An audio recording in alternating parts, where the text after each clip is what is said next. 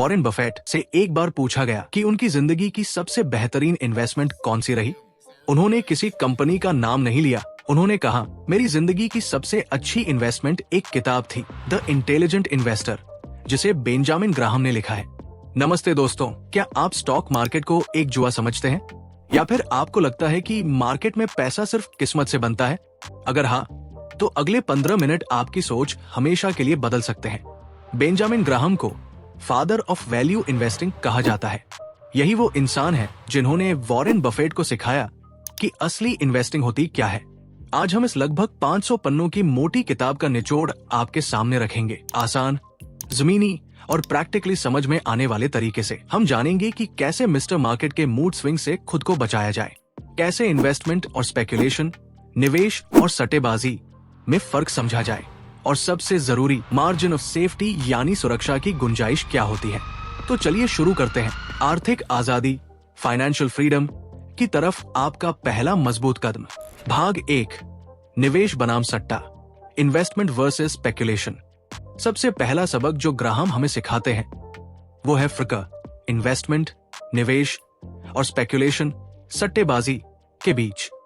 अक्सर लोग मार्केट में आते हैं और सोचते हैं, ये स्टॉक आज 100 रुपए का है, कल 150 का हो जाएगा, मैं खरीद लेता हूं। ग्राहम कहते हैं, जरा रुकिए, ये निवेश नहीं है, ये सट्टा है, यानी आप बस अंदाजा लगा रहे हैं।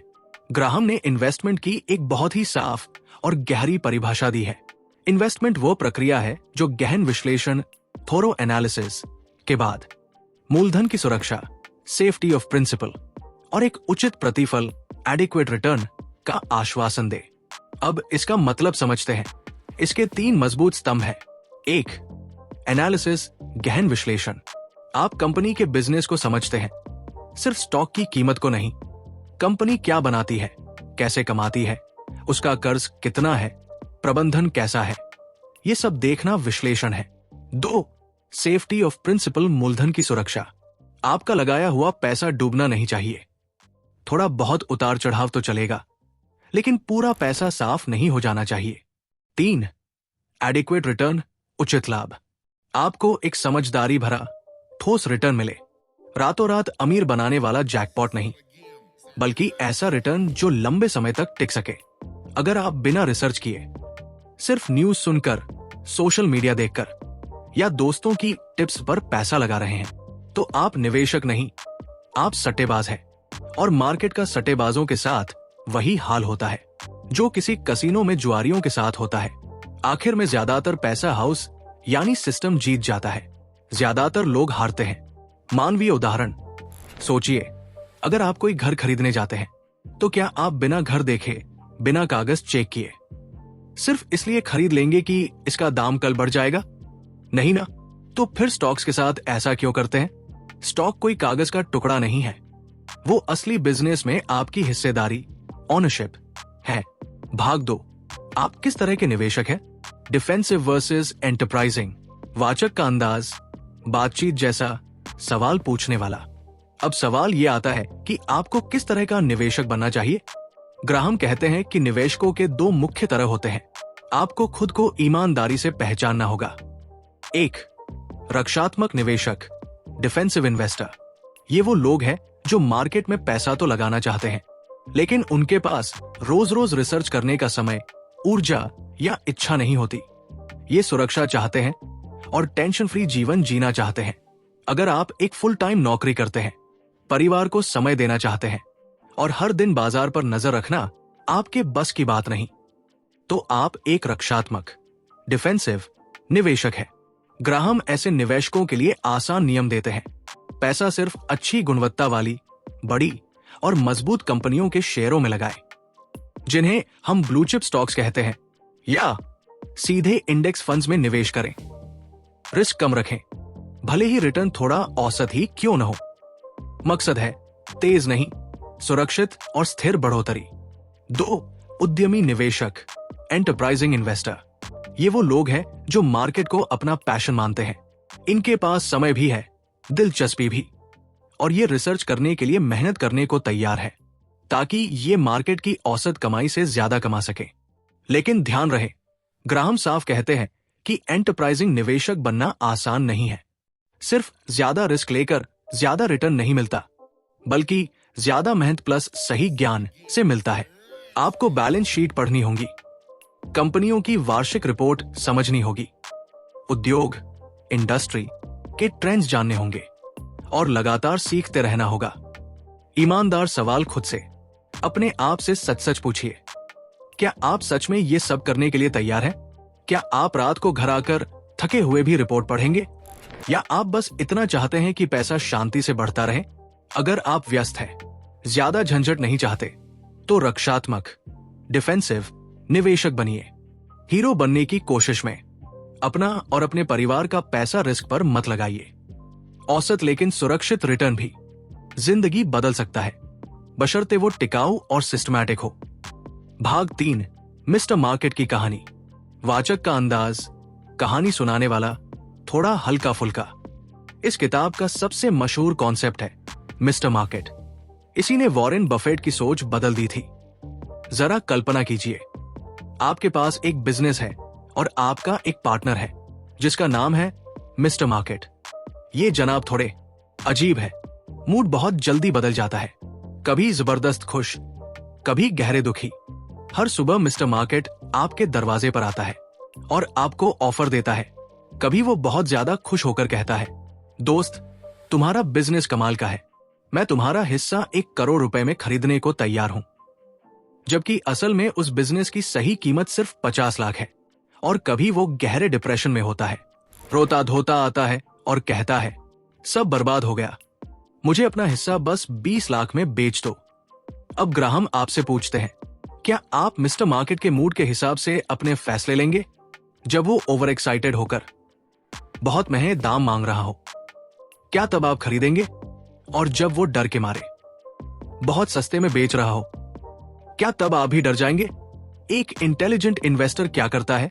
वो मिस्टर मार्केट के मूड स्विंग्स का फायदा उठाता है, उसका गुलाम नहीं बनता।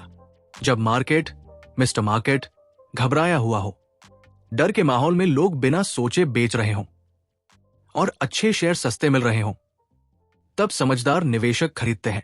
और जब मार्केट में जोश हो, हर कोई जल्दी अमीर बनने के चक्कर में किसी भी दाम पर खरीद रहा हो, तब समझदार निवेशक सावधान हो जाते हैं और जरूरत हो तो बेच भी देते हैं।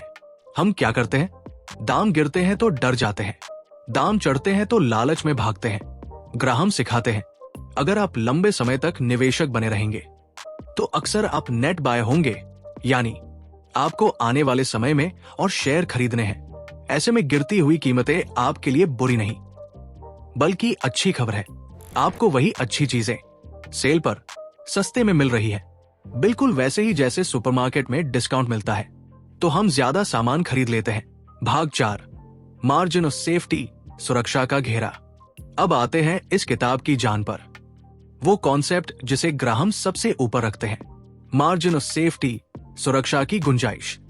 ग्राहम कहते हैं कि अगर उन्हें अपनी पूरी निवेश दर्शन, इन्वेस्टमेंट फिलॉसफी सिर्फ 3 शब्दों में समेटनी पड़े, तो वो होंगे मार्जिन ऑफ सेफ्टी। ये है क्या?